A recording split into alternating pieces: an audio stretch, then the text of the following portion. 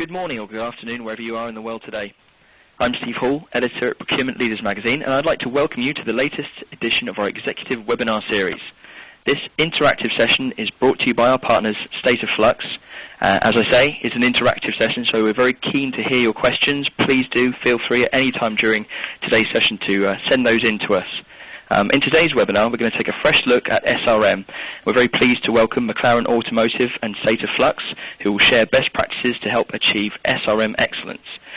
You'll hear what procurement functions, including McLaren Automotive, are doing to make their SRM programs successful, and what needs to be done to embed SRM in your organisation to drive new and greater benefits.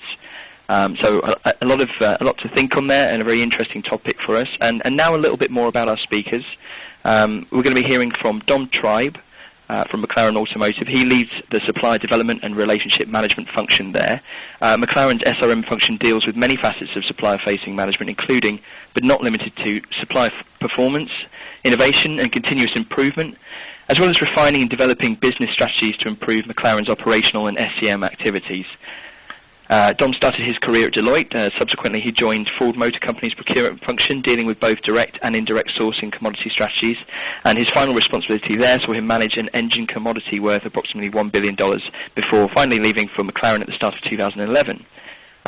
Before we hear from Dom, we're going to be hearing from our first speaker, and that will be Alan Day. He's the chairman and founder of State of Flux, and he's responsible for State of Flux's major client accounts and developing its business globally.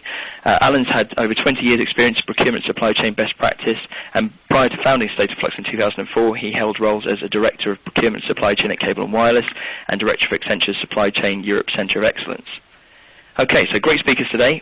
Before I hand over to them to hear their presentations, I'd like to just remind you that, again, this is an interactive session. We're going to be holding a Q&A after we've heard these presentations, but feel free at any point to put your questions in. We're very keen to hear from you, and I know both our speakers are very eager to have a chance to answer your questions. All that's left for me to do then is to hand you over to Alan, who will outline some of the key findings from State of Flux's 2013 Global SRM Report. Alan, over to you. Thanks, Steve. Hello, everybody. Thanks for taking the time to listen to our overview of supplier relationship management and the latest in a long line of SRM studies. This is the 5th year that we've done a study on supplier relationship management, and the report title this year is called 6 Pillars for Success. So no surprises, we'll give you an overview on the study and then run through with a bit of a summary on each of the 6 pillars findings. So very quickly, as I said, this is the 5th year that we've conducted the supplier relationship management study. And to get everyone on the same page, what I'd like to do is make sure that we're all in the same place in terms of definition. So for us, supplier relationship management is defined as a discipline of working collaboratively with those suppliers that are vital to the success of the organisation, to build trust and maximise the mutual value of those relationships. Just to highlight a number of those points there, firstly, a discipline. We're seeing some fantastic one-to-one examples of buyer-supplier relationships and supplier relationship management.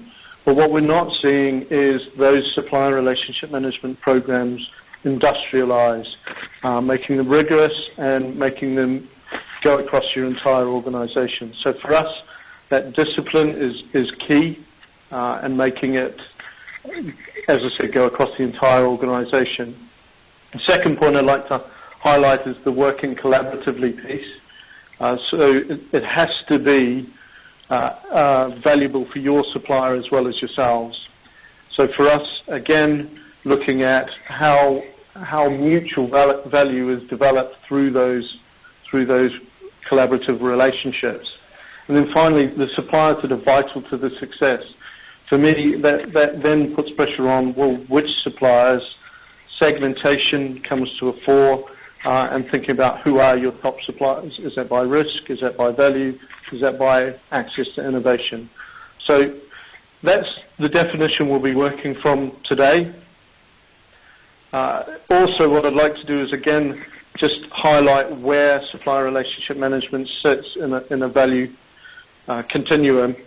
So we think the key building block needs to be risk management, and especially risk across the supply chain. And I'll come back to risk in a few slides. Followed then by robust contract management, performance management, and then finally strategic supplier relationship management.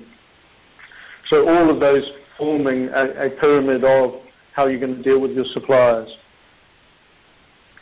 So in this year's study, we looked at, firstly, what the current state was around supplier relationship management. And I really wanted to highlight two key themes that were coming out. Firstly, what progress was like. And what I found interesting here was not so much the progress. There is some good progress. But more the fact that from the sell side and the buy side, the two views were almost identical. So if you look at what the suppliers are feeling versus what buyers are saying is happening, you can almost draw a line across that view. And interestingly, it was exactly the same last year. So what that tells us is no matter what you do, your suppliers will feel it. Your suppliers will notice it straight away, and so it is worth doing something. The second key point that was coming out of the research was that the leaders are getting much more benefit. And it makes complete sense, and Don will talk about some of the enablers that you need to put in place to get the benefits, but it makes complete sense that those people that invest in SRM will get a lot more out of it. But what we're seeing is that they're getting a lot more out of it. They're getting far more financial benefits. Leaders are more than twice as likely to get 6% plus savings than followers. Leaders are twice as likely to get access to suppliers A team, or nearly 4 times as likely to get first refusal on any innovations. So yes, investing more, you get more out of it, but you get a lot more. And one of the things that I think is key to anyone's business case is that over the 5-year period that we've done these studies, the gap between the benefits leaders receive and the followers receive has gotten wider over that 5-year period. So for me, if you're not doing SRM, you're being left behind. So let's dive into some of the supplier relationship management study and a few of the key points from that. So I've prepared a bit of an overview on each of the key pillars, and I'll just give you some background on the study itself. So last year we had 348 organizations do the study. This year it's grown by nearly 30% to 425 organizations. And just to give you a bit of flavor of those organizations, the majority of them are in the Fortune 500, FTSE 100, although we did have quite a large number of respondents from Australasia as well. So the good brands, mostly household brands that all of you would know. And what we've done is split those respondents into leaders and followers. The top 45 organizations were leaders, and then the majority of the balance were then the followers. There were some organizations that we didn't include in the followers because they were right at the beginning of their programs. So we'll touch on the leaders and followers concept as I go through the slides. But also what I'd like to sort of cover is what are the top 5 things that are making progress and what are the bottom 5 things in terms of progress. So top 5 things, the key ones that stand out is around stakeholder engagement. So number 1 and number 3 were all around getting stakeholders and executive stakeholders on board. And you could argue number 4, number of suppliers involved, was also about getting a stakeholder group on board. So a lot of progress being made in getting those people engaged. And the bottom 5 areas, it's really interesting to note that innovation is below 50%, especially given that innovation is normally a key driver behind people's SRM programs. Also very disappointing is that IT systems and investment in training bring up the rear, and they have done for every one of the 5 years. So we're really not making progress in 2 key areas. And we'll touch on those 2 in a little more detail as we go through the 6 pillars. So what does the future hold? What we saw was over 80% of organizations were saying that SRM was going to be more important or much more important going forward, and over 50% believe that SRM will make a greater contribution to the strategic agenda of the organization. So hopefully that's all positive for everyone on the call that's got an SRM role. What we're going to now touch on is the 6 pillars of SRM, and we're going to run through very quickly the key points that came out of the survey from each of those 6 pillars.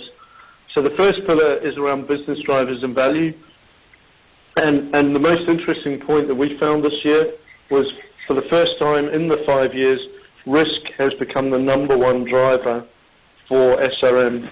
Not by much, so you'll see a little 1 on your slide highlighting the risk tab.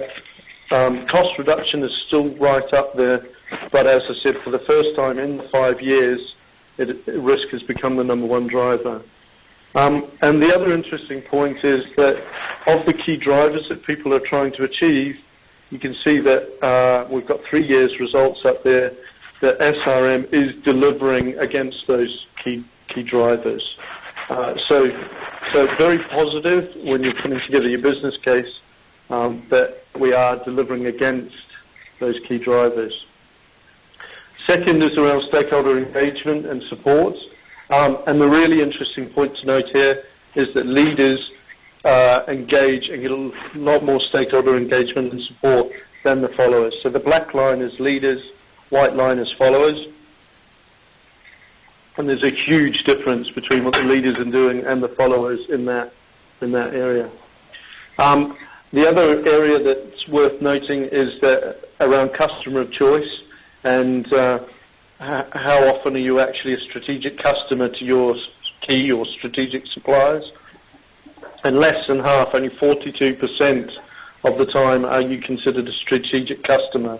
So actually working on those key customer of choice attributes and things like voice of the supplier have to be key for everyone to up in this area. The third slide, if you can get the slide to move, is around the governance and process. And this is where we were looking at are the key foundations in place. And for us, what we looked at was contract management and performance management.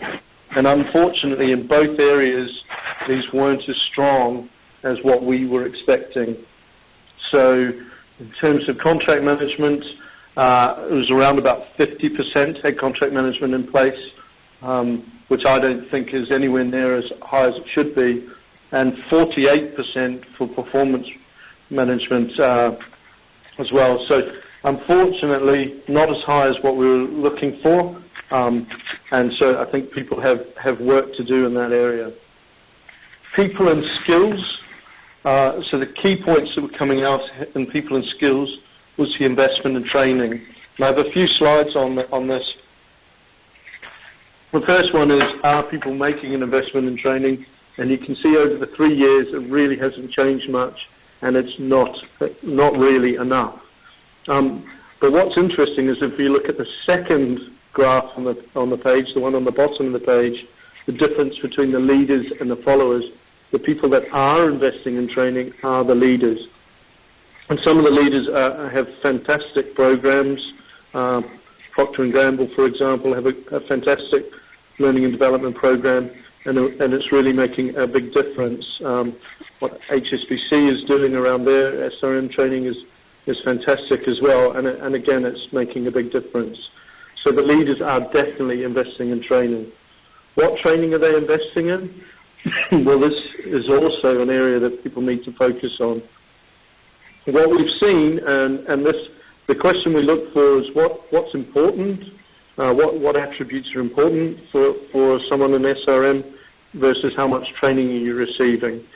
And the area that we're getting too much training in is negotiation, whereas all the soft skills, we're not getting nearly enough training. So things like strategic thinking, creative mindsets, change management, and so on, we're well behind where we need to be.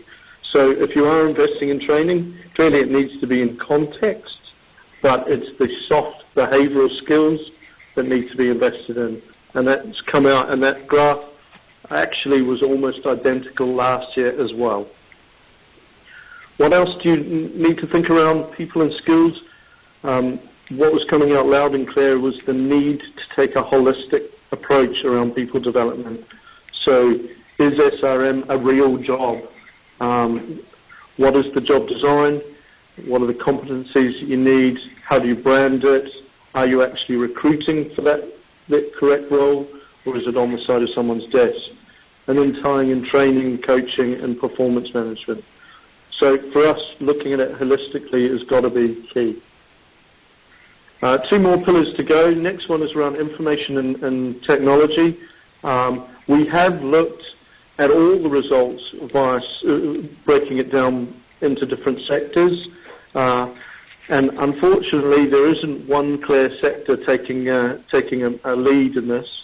You would have, in the past, pointed to manufacturing, and I could say that there is a slight advantage in manufacturing's overall performance in SRM, very, very slight.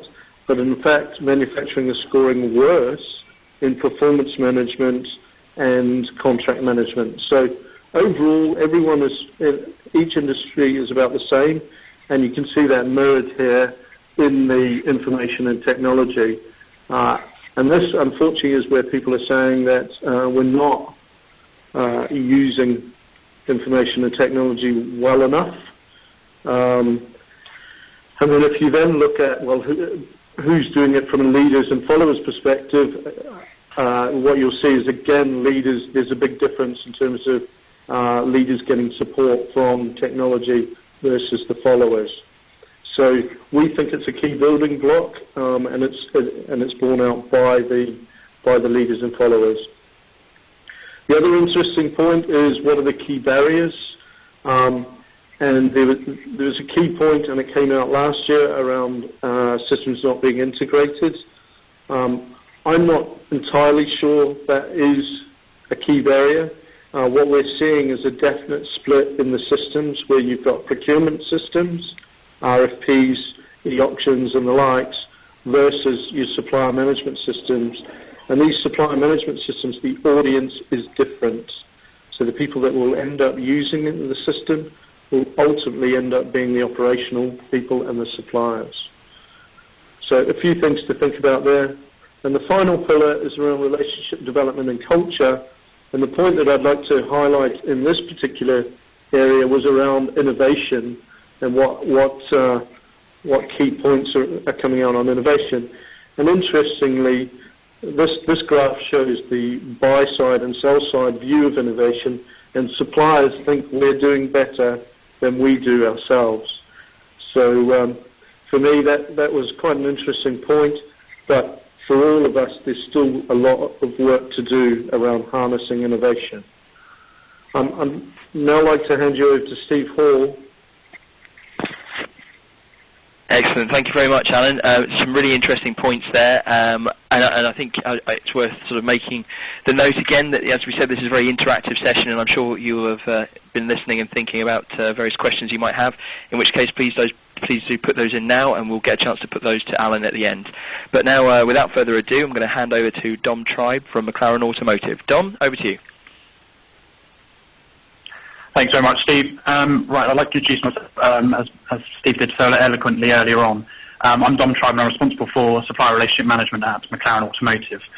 What I'd like to do is just take you through a little bit around some of the contents of the script and the presentation I'd like to take you through, particularly around the group structure and how McLaren Automotive is a separate entity. I'd then like to take you through the SRM journey and how that started about for me when I joined the company in 2011. And some of the themes that we've applied to our strategy and our roadmap in terms of SRM, and this one in particular is around enablers, and then also around the unique challenge that we have within McLaren, which is around the innovation of technology and the transference of that technology that we have from Formula One. And obviously, hopefully, there will be some questions at the end as well that we can answer as well. So when most people think of McLaren, quite rightly, obviously, the stereotype is around Formula One, and that's absolutely correct. We are the most successful Formula One team in history. We have 8 constructors' titles and 12 driving championships under our belt at the moment, and obviously a massive legacy in motorsport as well. But actually, there's quite a lot more to the McLaren Group itself. We are made up of various different companies within the organisation. So within McLaren Group, as I mentioned before, McLaren Racing, which I think everyone's quite well aware of, but we also have MESL, or McLaren Electronic Systems, which deal with a lot of the wiring componentry and issues within the Formula One vehicles, but also within NASCAR. But they also do a lot of work outside of the automotive arena for sort of medicine and aerospace applications as well. There's the marketing subset as well, which obviously look after the branding for the McLaren Group, and as well as Applied Technologies, which is a relatively new company. It started out and born about from the F1 era in terms of capturing data and improving performance, whether that's the tools and the equipment or the vehicles we're using, but also the human performance as well. But they've sort of exponentially grown over the years and moved into other arenas as well, including sport and military as well. And you may or may not be aware that we've done some collaboration with Specialized and with Mark Cavendish winning the World Championship on the bike that we helped build with Specialized as well. But what I'd like to really talk about is McLaren Automotive, and the company that I work for. We are a separate limited company, privately owned, and we are a brand new company. Back in the day when we made the F1s and the SLRs, we were part of what's called McLaren Cars. That's now sort of disbanded and was born about into McLaren Automotive. And as I said before, a brand new company, whole new dealership network needed to be set up, sales and marketing department, quality procurement, all those other functions that obviously make up a winning system and business as well. Originally, McLaren Cars Limited was a dominant subsidiary of the McLaren Group, and again, that's going back to, we're talking about McLaren Cars, and then those assets then span out into a new separate company with new private investors as well. So we're based in Woking. The kidney-shaped building on the right, as you can see, is our technology centre where we're based. And to the left, the rectangular building, which actually is a very new building and a couple of years old now, which was a £50 million investment, which now hosts our production facility. And that's where we build all our vehicles and our products at the moment, which we obviously deliver to customers. And so across those two sites, that delivers everything in terms of the engineering right the way through to the supply chain and dispatching vehicles to the dealerships around the world that we have. And the next slide just really just shows you the power of the brand and what McLaren's about really in terms of the pursuit of perfection and the cleanliness of where we work and how that buys into the overall brand and the experience of McLaren. And as I said before, all our vehicles at the moment are within that structure at the moment. All our vehicles are hand-built. There's no fixed stations within there at all. There's a few glass structures where we do monsoon tests and other important tests for the vehicle as it rolls through the line. But as I said before, there's no robots. Every car is taken down out on a shakedown drive as well. It's a very unique, bespoke, niche product that demands the very highest in quality, and we have obviously very demanding customers, which is as to only be expected. And the sort of vehicles that we produce, so for those of you that aren't too familiar with the supercar world, we produce a 12C Coupe, which is this one. And on the next slide, we've got the Spider version, so a retractable hardtop version. We've recently launched this year as well, a few months ago, the P1, which represents a hypercar version, which is £866,000 starting price. I'm happy to take orders at the end of the presentation if there's any with deep enough pockets. There's also other sort of areas we do produce cars for as well, the GT cars, this one and the next one as well, which is for the GT Race Series. We also have a division called MSO, which is a McLaren Special Operations division, and they produce pretty much anything that the customer desires, really. So this one is probably the extremist of what we've probably produced to date, known as the X1, and you can Google that if you want and obviously find out about a bit more information around that. So that, in a nutshell, really is kind of McLaren Automotive and the sort of products that we have to deliver to our customers and the expectations around us. We operate in a very competitive market, And as such, the demands of our customers and the quality aspirations and the standards of which have to be very, very high. And that's one of the biggest challenges in terms of delivering a product and a service as well. It's not just about the product, but the service that really needs to be absolutely top of the game and competitive. As I said before, it's a very competitive segment, and every sale that we can take from that market is absolutely important. So I wanted to move on a little bit and talk around about the start of SRM at McLaren. And I think Alan sort of pointed out some of the key aspects and the fundamental core themes that should be sort of looked at in terms of the 6 pillars. And obviously when starting out, things like the segmentation, the identification of those suppliers that you have, and building up a business case as well. I think a lot of the questions I get asked is around the business case of how do you sell SRM internally, how do you objectify and give a value to SRM and put that in numbers in terms of something that the executives can buy into and support you with. And that's obviously one of the big challenges that we've had as well. There's obviously the contractual obligations, which are expected, as well as the performance piece as well.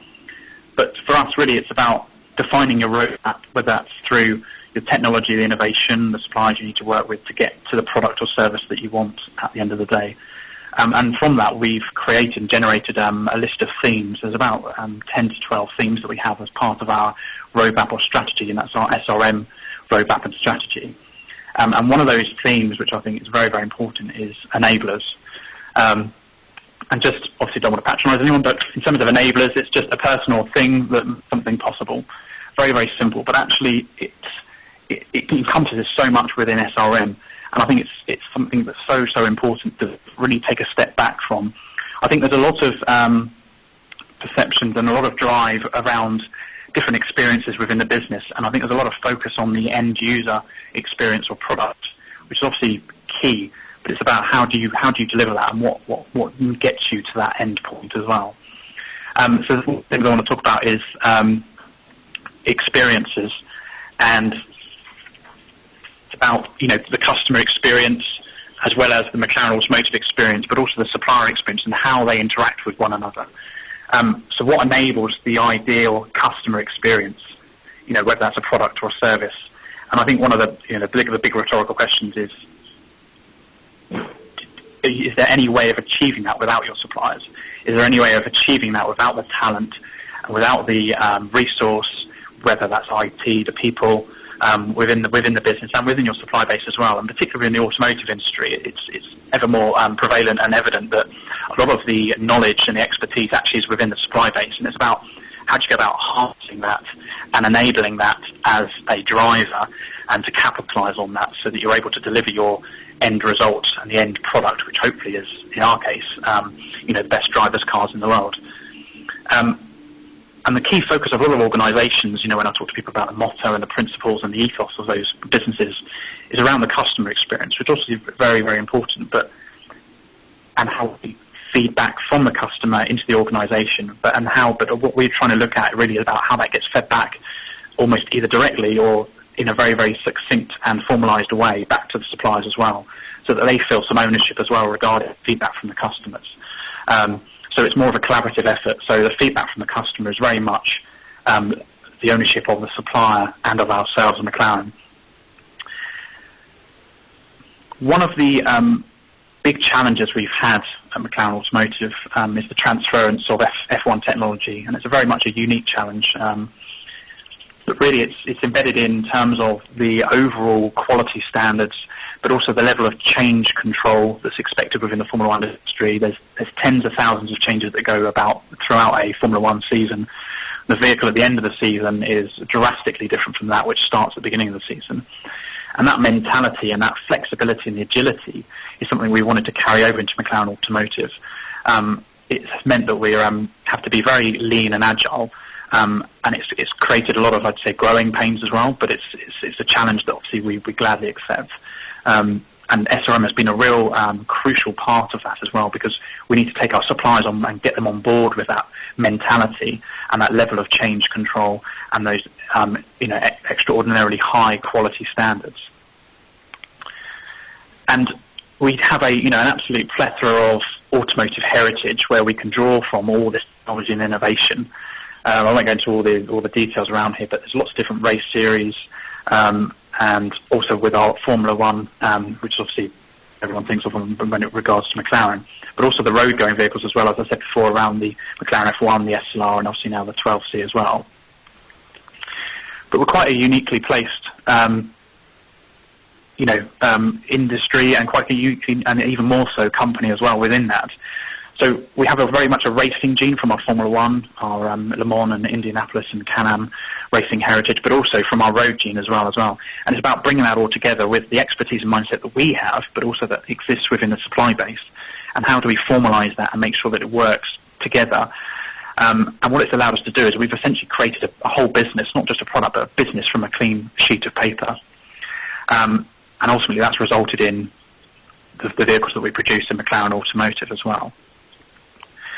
There are obviously some very key design principles that we look for when working with our suppliers, and it's the key challenges that we have. And this is kind of summarises it really, and this really does drive our supplier selection and our capability assessments. And, our one view of our supplier, both from a performance but also a capacity and competence capability. So the idea that form follows function, our obsession with weight as well, which is obviously very key in the market and the vehicles that we produce. Intelligent design as well. It's not just designing something because it's easy or cheap, but thinking about the end user, but also about input from our suppliers in terms of, is there a better or smarter way in which we could be producing those parts? And pushing the edge as well, making the impossible improbable and actually into reality as well. And that's really around the Formula One transference of technology, but also actually technology that perhaps either was on Formula One and has since been banned, or actually doesn't exist within the Formula One arena. And it's about that transfer of Formula One technology. And as I said before, the change control management, the idea of rapid prototyping, low volume, and exceptional quality and durability standards. That's what's really key and difficult. We've tried to transfer into the automotive arena. And it's difficult because the supplier selection means that we demand a great deal from our suppliers, and we operate in a relatively niche and relatively low volume environment as well. And yet what we ask of our suppliers is incredibly challenging, but actually a lot of suppliers, it's about trying to get them on board and to enjoy that journey and that challenge with us as well. So some of the sort of technologies that we've had to sort of incorporate, so a carbon monocoque chassis, which is just a singular piece carbon design. This was prevalent and is at the moment in Formula One, but we were the first to pioneer it within Formula One. Now being able to transfer that to the automotive industry, and as a first as well, it's within the market segment. It's the first time that a vehicle manufacturer has been able to offer this particular technology at this price point. To give you an idea, a similar structure for a Formula One car is hand-built and takes around 300 hours. We've developed the technology working with a joint venture with a supplier through proactive supplier management and development pieces based on a lot of themes and the enablers as well, which allow us to do that. And we're now producing at the moment, supporting productions 6 to 7 of these a day at the moment as well. It's also the ideas of proactive chassis control. So again, something we've taken from our Formula One. I won't get too technical, but essentially allows independent suspension of each wheel. And again, this is something very much derived from Formula One. We've worked very, very hard with a supplier who's been able to deliver a similar system to a road car. And it's enabled us to have a car, which we very much call an and car. So there's no compromises. It's able to do two things or many things very well. So it's able to be very compliant on the road, as well as being very stiff and firm, which obviously is ideal for race and track purposes as well. The powertrain as well, obviously we operate a 7-speed dual clutch gearbox mated with the engine. Again, taking our knowledge from Formula One, but also again this is completely bespoke. Every part, every component on the vehicle is completely unique and has been built, developed, engineered from scratch. And it's all through the expertise and the collaboration with our suppliers that's been able to deliver that. None of it is shared componentry from other OEMs or anything like that. And similar with our braking systems as well, we have very good partnerships with our Formula One braking suppliers and others as well, and with us to offer that link and that transference from Formula One into the automotive brand, which is great from a marketing and branding perspective, but it's also great just from a actual product perspective, delivering what it is we want. And so all these components come together from the Formula One arena, but also outside the Formula One arena, and builds up together a essentially the final piece of the car. And the other thing as well, which we take from Formula One as it's very, very important, probably one of the most important things from Formula One, is the aerodynamics or computational fluid dynamics. And this is something very, very important, and we obviously have great facilities here that enable us to do this, but also, again, within our supply base, very, very experienced and exceptionally gifted people when it comes to matters such as this, that are able us to deliver, again, the products and the technology that these customers are starting to expect on vehicles. Which leads me on to a little bit around innovation and technology. So we've talked a little bit about the cars, the innovation technology that are on those vehicles. But there's a particular way, and how do we get that? How do we work with our suppliers to achieve that? What are the types of innovation and the different strategies and the mediums in which we capture that innovation? And how does McLaren Automotive, from my perspective, SRM, how do we think about innovation and technology? And how have we been able to be hopefully quite creative in capturing that? Obviously, there's different types of innovation and how you capture that. There's the open innovation, the ended innovation, and also sort of closed innovation as well. But I think one of the interesting things about innovation is that a lot of people have quite a romantic notion of innovation. We have a very rich vocabulary in the English language, which talks about innovation as being, a singularity of thought or a single idea, a eureka moment or a stroke of genius. And typically here is, I think it probably drives the point home, a light bulb moment, which is. But I don't think really it's quite like that. Really, innovation is more of a collaborative approach. It's more like a network. So here, the neuron within the brain and the synapses in terms of triggering off those ideas which perhaps we would like to think of as innovation, but actually it's the seed of innovation that needs to be nurtured. And it's only really through working with our suppliers that we can nurture those seeds and making sure that we're taking those seeds and actually making good use of them and feeding back to the suppliers in terms of our requirements. And if it's not quite right, well, we need to feed that back, and why isn't it quite right, and obviously not put them off what it is in the first place. And I haven't lost the plot completely, but bear with me. The Grand Cafe supposedly is the first coffee shop in England. Around 1650, I believe it opened, if you believe Samuel Pepys's diary. But my point of this is it represents the Enlightenment period. And this was a real period where actually scientific thought and logic started to challenge the more traditional and religious thoughts of the communities and societies in which we live. But actually, what it drives home about is the atmosphere and the environment and the resources that foster and nurture intellectual, innovative, and creative thoughts. Before then it was bar, it was pubs, people drinking mead, and despite myself having a few drinks in a pub, you think you have a brilliant idea.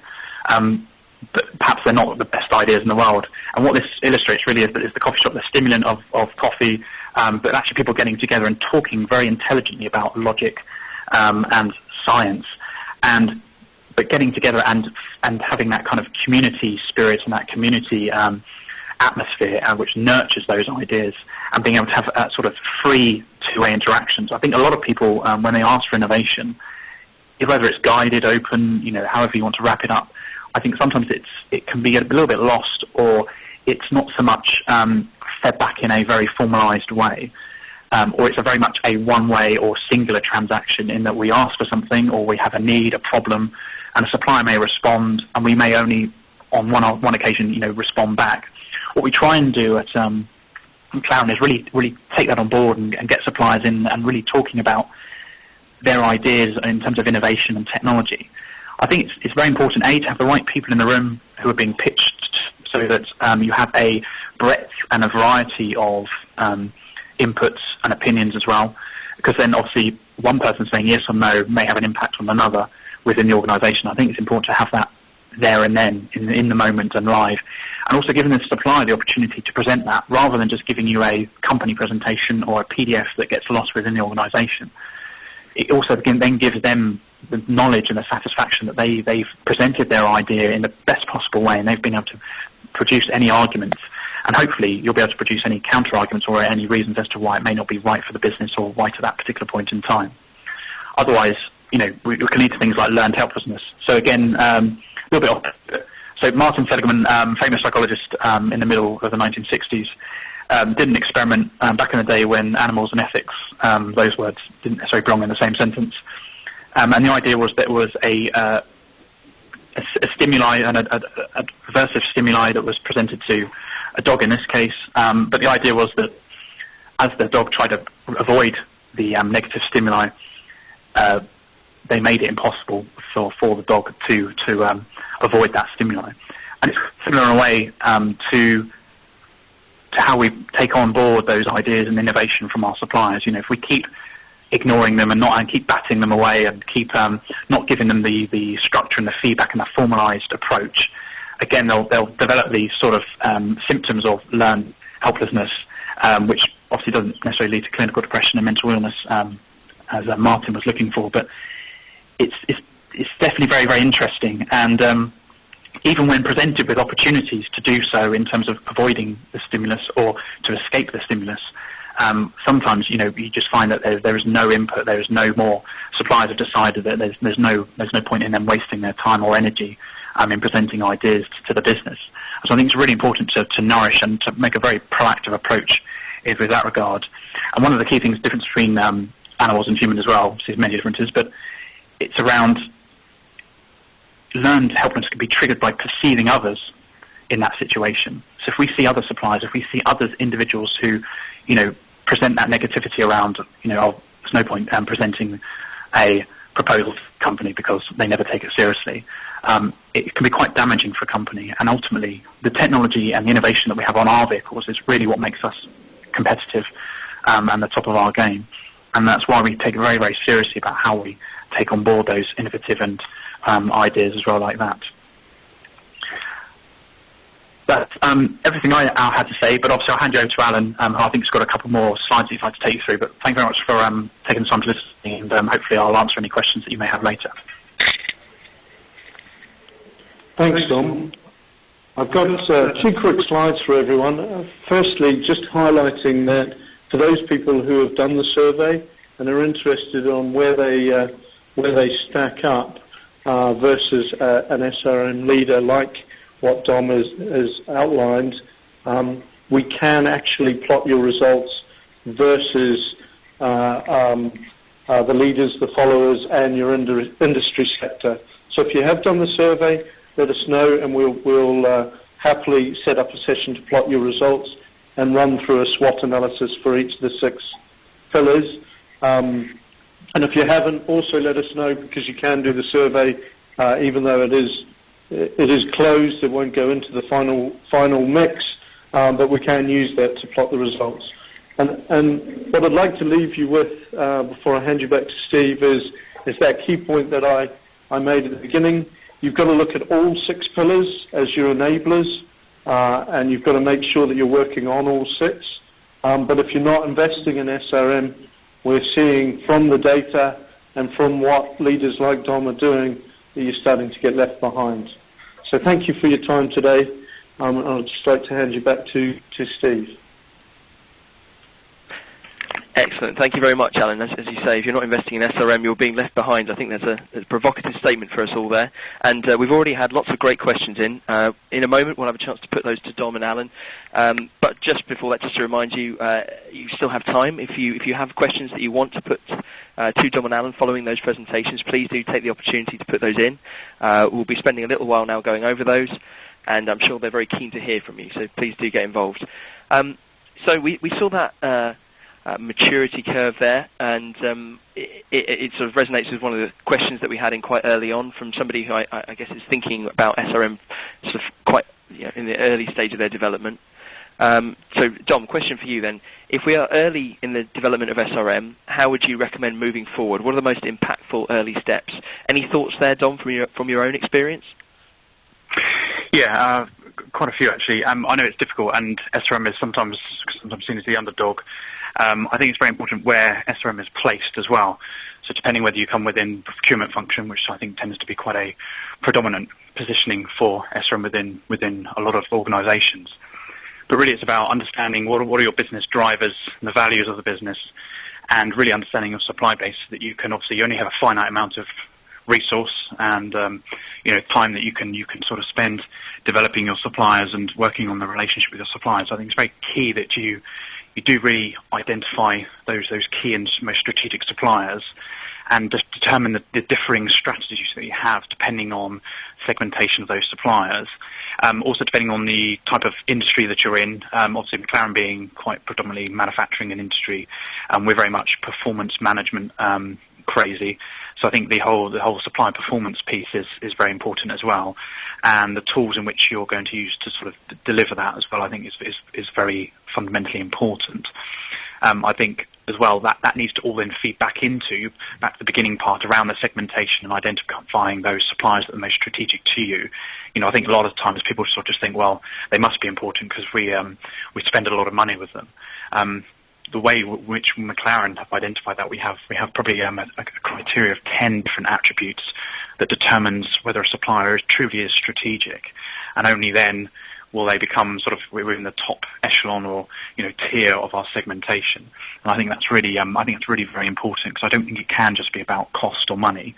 I think it needs to be a lot more about that, and for us it's certainly about the impact it has on the end user experience, i.e. the person driving the vehicle. So anything that can change that or upset that, ultimately to us is very important and strategic. Excellent. Thank you very much, Dom. And lots of points there. I mean, segmentation, I think that was something that was picked up upon in the research, and some of the related questions that I know we're going to come across shortly to do with technology as well. So some great ideas there. Alan, did you have anything you wanted to sort of add to that in terms of those sort of initial steps? I guess you must see companies at all sorts of stages of that maturity scale, but what do you think is key in that kind of early part? Yeah, I'd like to reinforce some of what Dom said about segmentation, but also not just aligning things to business drivers, but what's your sales pitch? So making sure people have a sales pitch that does align to those business drivers. And in order to do that, you need to define what SRM means to your organization. I think there's a key piece, and we highlighted it in the slides, about executive sponsorship. And that's not just, yes, the CEO thinks it's important. We've seen that leaders have strong and active sponsorship. And then finally, doing things like a voice of the supplier type survey, where you're actually seeing what's key to your suppliers and how do you stack up against those points versus your peers. So those would be sort of my key things to get the program going. Excellent. And I suppose kind of while we're at this, I guess what we can think of as the kind of early stages of thinking about SRM, another question that's come in that seems quite pertinent.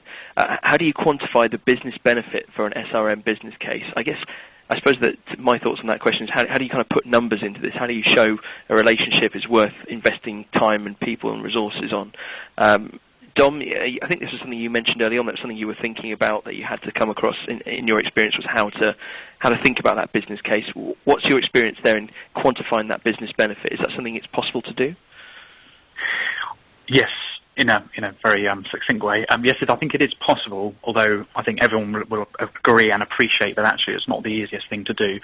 And actually, when I talk with a lot of other SRM sort of professionals, it's certainly the topic that seems to come up time and time again about how do you quantify the value of SRM. And it goes right the way back to the business case of SRM within the function as well, because ultimately that is kind of what kicks it all off. There's different ways you can do it. I think it depends on your audience as well. So who's it you're trying to convince internally? Obviously, if it's the finance director because you need additional resource heads or whatever it might be, then I think you go about it maybe in a slightly different way. And I think some people as well, I'm very fortunate in that the executive team and McLaren are very much on board with SRM, and they see the value in that, which I think makes my job that much easier. But yeah, you're right, it is difficult, because I think in realizing benefits in terms of those SRM activities, I think sometimes you will always encroach on other departments' core activities and functions. I think that there's no kind of getting away around that, but I think it's trying to open up that sort of sharing, collaborative approach, both internally but also with your suppliers, and sharing those mutual benefits as well. I think there's a couple of ways in which you can do it. One is which, if you do work on a project which does have tangible benefits, you can sort of be assigned a proportion of that. So, whoever's leading that project may say, well, actually, SRM did a fantastic job in, doing these particular activities, which we would apportion maybe 30% of that success to. And that's one way in which you can make it work. The other way, obviously, is if you do something standalone. But I think you're right. I think it is a difficult thing to do, but it's definitely possible.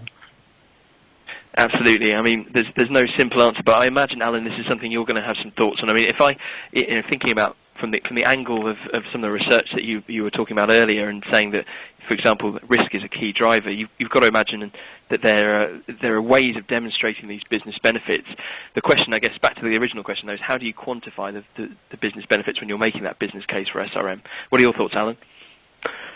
Yeah, it's funny enough, it was the key question that actually got us starting this research 5.5, 6 years ago, was could we put a number on it? And consistently over the 5 years, we're definitely seeing 6% plus benefit, post-contract benefit coming out. And people are able to measure that. Generally, they use the same formula as they do for their standard procurement savings. What's really difficult is actually your customer of choice type benefits. So access to the A-team, as Dom mentioned, the innovations, and so on. And they are incredibly difficult. For me, using things like voice of the supplier to benchmark where the suppliers are at to measure success of the program's pretty key. To use a diagnostic every now and again to check is also key. We've seen a fantastic program with one of our retail clients, very large retailer, around risk and risk reduction. And given that that's been a key driver this year, quite an pertinent point. But what they had done is on their balance sheet, they were always holding a cash reserve to cover any supply chain risk disruptions. And through their SRM program, they were able to reduce that cash reserve because they were better managing the risks within the supplier. And on that, we're certainly seeing risk being employed far more when people are doing their segmentation. So looking at both criticality of the supplier and then different types of risk within that segmentation, as well as, of course, your traditional spend. The best segmentation programs are far more holistic. As a word of warning, if anyone's using Cryojet model, stop now. It's not. It might be correct for category management. It is, but it's definitely not correct for SRM. What we're seeing is far more holistic segmentation criteria, all the way through to does the supplier actually want to work with you, which is a pretty key point. So the best programs we've seen use about 10 to 15 segmentation criteria, and we have detailed those in the SRM report. Yeah, and I think we've had a few questions around this idea of risk. It's obviously struck a nerve, particularly with regard to SRM. I mean, just to paraphrase a question that's come in, do you have a view as to why risk is of greater importance than previous years? Why are we seeing it up the charts? The audience suggests that maybe it's to do with the financial security of companies. Do you have a view of why that's more important now? I'll take this one if that's okay, Dom, but you can chip in. Definitely. Clearly, supply chain disruptions are getting a lot more press. You saw the ash cloud a few years ago. You've seen the Japanese challenges, the Thailand challenges. So a lot of geographical risk is raising its profile. With the financial crisis, that's causing problems as well. So we're definitely seeing risks hitting the press a lot more, and I think that's raised the profile much more. We're also seeing regulatory risk as well coming through. So organizations, I'm familiar with a number of financial services organizations that have just received eye-wateringly large fines for not managing their supplier base correctly. So I think there's a number of kind of drivers for it. but predominantly it's the profile being raised. Indeed, and I think that's something that everybody can probably relate to there. So we've talked a lot about, I guess, some of the drivers here. We've had a lot of questions as well, I guess, from people who want to know about some of the conflicts. So a question for you then, Dom. Did you face any conflict with the internal business when adopting SRM? And if so, how did you overcome any of those real or potential barriers? Yeah, I guess there's sort of twofold really. One is the sort of internal conflict, which is obviously, again, I think I mentioned a bit before about encroaching on other areas, sort of core activities and disciplines and functions as well. Because ultimately, I don't think you can really engage fully with the supplier without perhaps rubbing some people up the wrong way. And I think sometimes people want to take ownership of suppliers and perhaps aren't quite as collaborative and as quite as sharing as some might like, but actually, which is completely understandable because ultimately, you know, we all have our own objectives, and as departments, also as individuals as well. So I think one of the sort of big barriers to overcome is really in getting that internal engagement and support and working together with them, and then for them to realise that, you know, in terms of the contractual elements and maintaining that, that's very much the core of what they do. But it's above and beyond that, the sort of performance or the contractual management piece in terms of where SRM comes into play. And I think if you make those clear boundaries, I think everyone tends to appreciate that, and they can then realise the benefits, and you know where you can and can't touch suppliers and then certain activities.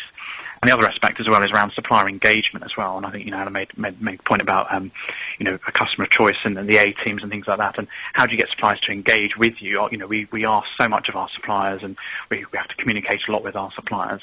And ultimately, the more we get back from them, the better it's going to make us in terms of the decisions we make, the products and services that we're able to offer to our customers. But how do we get that level of engagement up?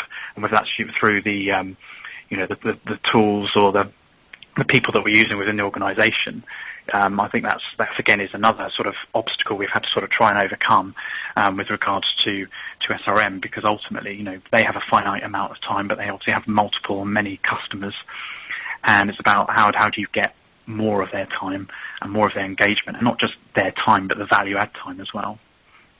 Indeed. I mean, we've had quite a few questions, Dom, looking at how you and McLaren are kind of looking to kind of develop this program now and how to sort of build on the success you've had already. I'm going to try and sort of put a few of those together, but one question for you again then, Dom. What SRM technology are you using, and how is this adding value? Yeah, I think it's quite a sort of broad sort of spectrum of technology in terms of, you know, what we're using. There's sorts of different ways in which we can do it. If we talk about sort of the innovation technology side of things as well, I think a lot of people think about sort of a tangible product or something like that. And yes, of course, that's quite important to us as well. But it's also about the processes as well, which I think is very important. But of course, we have various tools and which we use, which to help, you know, collaborate and work with our suppliers, and you know, State of Flux, someone that we've been working with, which have helped with that. And I think that really does help. You need to have some sort of hub or central point in which you can communicate and work with your suppliers. And you know, regardless of what you currently use, I think it's just important that you do have that. I think one of the problems we've had before is that we've had sort of multiple touch points for our suppliers to make contact or be in contact with McLaren, and ultimately that comes back to the piece around supplier engagement, because if they having to use lots of different sort of touch points to get into the business, it kind of puts them off, or it creates a sort of administrative and sort of time resource burden on them, and ultimately they'll stop doing it again. You know, coming back to sort of the learned helplessness, where if they're kind of contacting the wrong people or not in the most efficient or effective way, they'll kind of stop doing it. And if your competitors are making it very, very easy for them to engage with you and to make contact with you and to get the information that they want in a very concise and accurate manner, ultimately you're always going to lose out. Absolutely, and I think that's something a lot of people, again, will have seen in their own situations. We've had lots and lots of questions. I appreciate we're running over, but I would like to cram in a couple more if possible. There's a lot of people have been asking about, I guess, looking to how they can develop their own SRM programs. And I suppose when you think about it, one of the things that's quite difficult is knowing what that should cover. So I've had one question coming in saying, how do you roll that out? Do you roll it out by category, for example, or business area? How do you roll out SRM? Another question that's come in saying, who should own it and what should it cover? So I'm going to put this one to you, Alan, and admittedly a little bit broad, so I'm trying to sum up a few questions here, but how do you work out what your SRM program should cover, how deep it should go and how wide it should go? Yeah, you've got to, first of all, to who owns it. Predominantly through the survey, we've seen that predominantly it's driven by procurement, but I think the key point here is it's a business program. It's not a procurement program. Procurement might own it and drive it, but it's a business-wide program, and that's generally different to most other programs that we get involved in with procurement. So operationally, the business needs to work it and live it, but it's a business-wide program as kind of the key point. How you roll it out? Do you start geographically? Do you start by category? Neither. Start by supplier. So segmenting your suppliers key, and then look at how you're going to get on board some of your strategic suppliers. We typically will recommend doing pilots between 2 and 5 suppliers, and our recommendation is go deep in terms of what you're looking to roll out with them. So risk, performance, innovation, and so on, as opposed to going narrow and with multiple suppliers. So the key point about rolling SRM out is you want it to go cross-category, you want it to go cross-region or geography. So don't roll it out by region or geography, don't roll it out by category, roll it out by supplier and go across multiple points. So hopefully I've covered both. And what we're definitely seeing procurement driving the SRM program.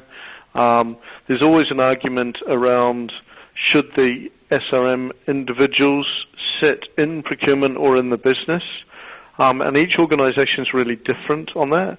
What I would say is for the leading organisations in SRM, it becomes cultural. It's just what you do. For those organisations that are following, it tends to be a separate department or separate individuals driving it, whereas those leading ones where it's become cultural, like a P&G of this world, it's part of procurement's day-to-day job. Whereas, as I said, the up-and-comers, it's an individual role and it's being pushed out as an individual. But unfortunately, there's no one right answer. It's really going to fit in your organisation. But what is key is making sure that people's roles and responsibilities are well defined, and we haven't seen enough of that yet. There we go. Firm advice for Alan. Hopefully that covers a lot of your questions. I wanted to squeeze in one more for you, Dom. You talked a lot about innovation. I think it's only fair to pass across a question about that. You've been asked what limitations or constraints does the SRM function at McLaren face with regards to innovation? Maybe you can talk us through a little bit how you've kind of overcome some of those challenges. Yeah, I guess just probably not just SRM, but also procurement as a whole. But the challenge is about knowing the roadmaps and the future plans of your suppliers and making sure that there's an alignment or at least a collaborative approach with yourselves and your suppliers moving forward.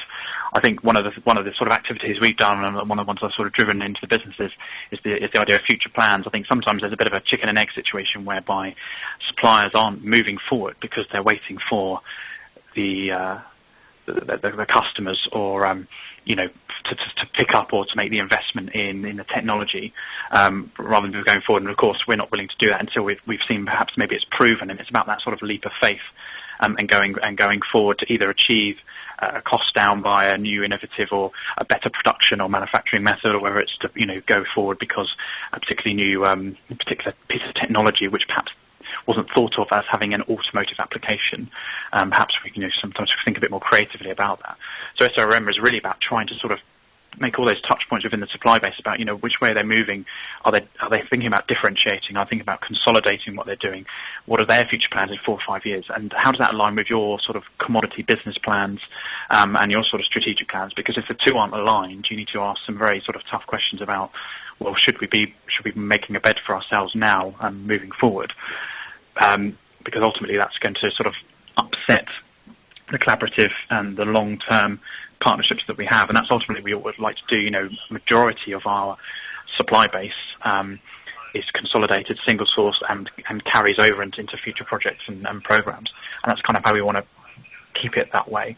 But we can only do that by making sure that they're on the same path and on the same journey as we'd expect. But it is difficult. It's not easy, because ultimately you've got to trust. There's an element of trust and control in terms of you've got to trust that your suppliers are doing as they say they're doing and moving with you in the right direction, and not just paying lip service and telling you all the things you want to hear.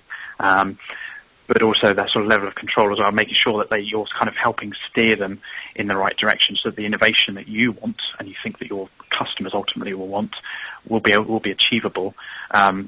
Because ultimately that's what's going to set you apart from your competitors. Right, challenges ahead. Thanks very much for wrapping that up, Dom. Unfortunately, that's all the time we have. We've had lots and lots of questions in, so apologies to anybody who didn't get a chance for us to put the question across. It's worth me pointing out, in response to some of the questions, that the presentations and the recordings will be sent to you after the event by email, so keep an eye out for those. And just to finish things off, I'd like to thank our partners, State of Flux, for working with us on today's event. And thank you very much to our speakers, Dom Tribe, Head of SRM at McLaren, and Alan Day, Chairman and Founder, State of Flux. They've made today a very lively discussion and really put across some great points. So thanks very much for joining us, guys. And thanks to you, the audience. Again, thanks for making today engaging and interactive. I'm Steve Hall. Thank you very much for joining us, and have a great day. Thank you.